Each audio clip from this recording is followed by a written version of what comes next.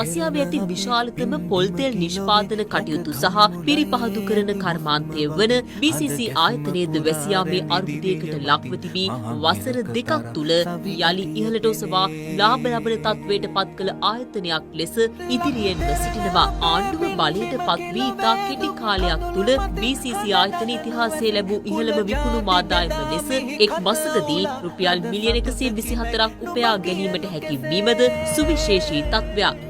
ලංකා ග්‍රැෆයිට් සමාගමේ කැණීම් කටයුතුද මෙවන විට ආරම්භ වී ඇත්තේ රටට විදේශ විනිමය ලබා දීම සඳහායි. ලංකා පොස්පේට් සමාගම වෙනුවෙන් සුපර් පොස්පේට් නිෂ්පාදනය සඳහා ආයෝජන සිදු කිරීමට මෙවන විටත් විදෙස් රටවල් මැදිහත් වී සිටිනවා.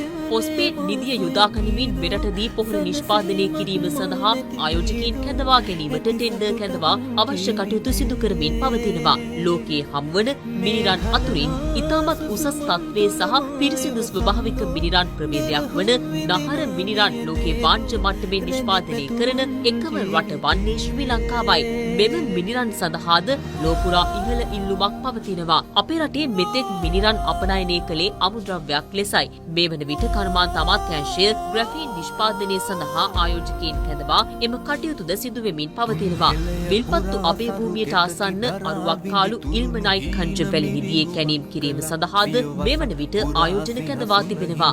මෙය මෙතෙක් කලක් නීති විරෝධීව කැණීම් කරමින් තිබූ සම්පතක්. සිංගල් සුපර් පොස්පේට් නිෂ්පාදනයට කර්මාන්ත අමාත්‍යාංශයේ ආයෝජන කැඳවා තිබෙනවා. ඒ අනුව ඉදිරියේදී මෙරට කෘෂිකාර්මික ක්ෂේත්‍රයට අවශ්‍ය පොහොර මෙරටදී නිෂ්පාදනය කර ගැනීමට හැකියාව ලැබෙනු ඇති. ඒ අතිරික්තය අපනයනය කිරීමටයි කර්මාන්ත අමාත්‍යාංශයේ බලාපොරොත්තුව.